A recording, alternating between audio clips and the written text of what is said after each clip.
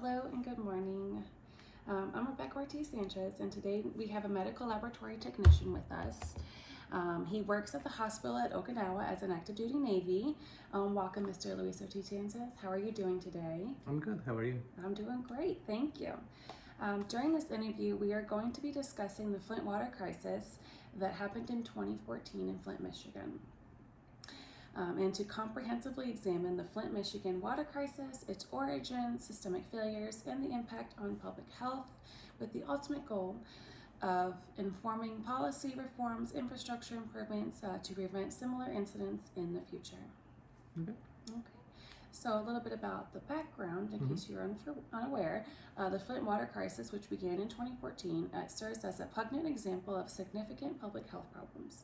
The crisis emerged when the city of Flint, Michigan switched its water source to the Flint River, leading to lead contamination in the drinking water supply. This resulted in a public health emergency, exposing residents, especially children, to lead poisoning, which can have severe and lasting health effects. For your role as a medical laboratory technologist, what are some perspectives and strengths that could be used to address this public health problem? Well, working in the medical field definitely is one of our major concerns.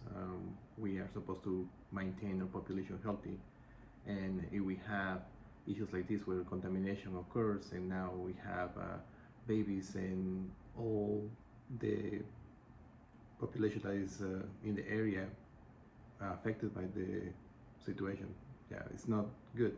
It doesn't reflect good on anybody, because we are also supposed to, as medical professionals, we're supposed to be helping maintaining those regulations. Right. And can you tell me more about your take on this situation? Of course. Again, it goes back to how we are keeping track of that, how we make sure that that doesn't happen again. Like, it was controls situated that could have prevented the situation. And since then, what have we done to prevent it? So we definitely need to see what could have been done better, and what's the lessons that we have learned from the situation. Most people believe, I am one of those people, that believe that capitalism came before the public health. Do you agree or disagree? No, I completely agree. Because most of the failures that we have right now, especially for infrastructure, is because they were built for a short period of time, and they were meant for a purpose, and now it's been decades, centuries, and now all those flaws are coming to light, and then they're coming as public health issues. Right. And then what are some things that we could do to prevent this from happening in the future? Like I said earlier, I think we need to see what was the original cause of the problem, and then from there try to create new solutions. So I'm sure right now we have new alternatives to prevent those issues from happening. Yeah, so when they switched over the water supply, it led to more lead in the system. What are some ways that we could have prevented that lead from getting out? We need to maintain a control over the resources in water testing. And I'm not sure how they handle the situation, but I'm sure now, since we have more technology, and now that we have more regulations also established, and I'm sure we should be able to detect those things early. Right. In this case, collaboration between the public health sector and various stakeholders was crucial. Public health officials, healthcare providers, community leaders, and concerned citizens had to work together to address this crisis.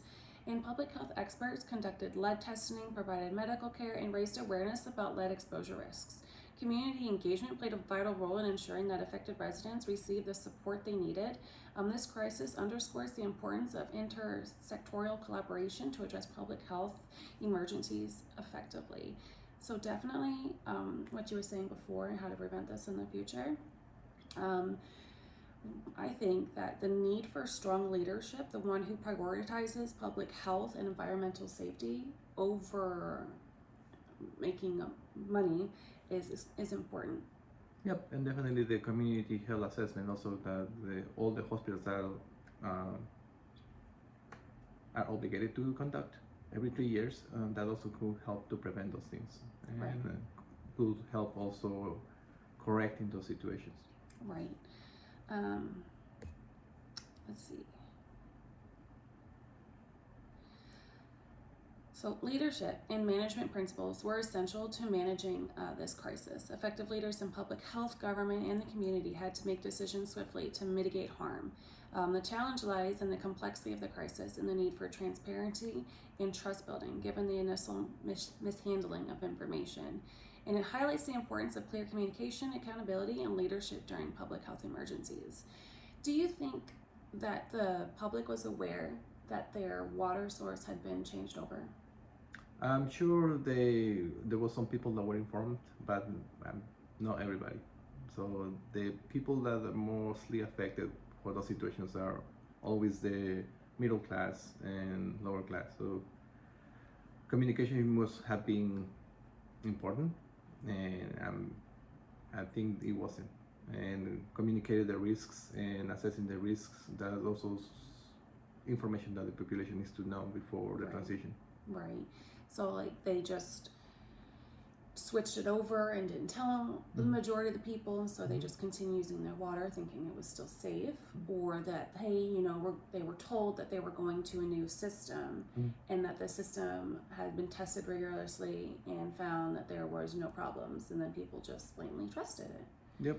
And so now moving forward, when something like that happens and you can't trust that, what are some things that that you think could mitigate that in the future? Well, again, communication is essential for those situations. The way we can achieve that is make sure that we conduct town hall meetings so everybody is aware, or like provide education on what's going to happen and Right. when it's going to happen, and timelines, what's expected, what's not. Right. But still, there must be a process that we need to go before we just switch it over. We need to make sure that we test the water before it goes through the houses, Okay.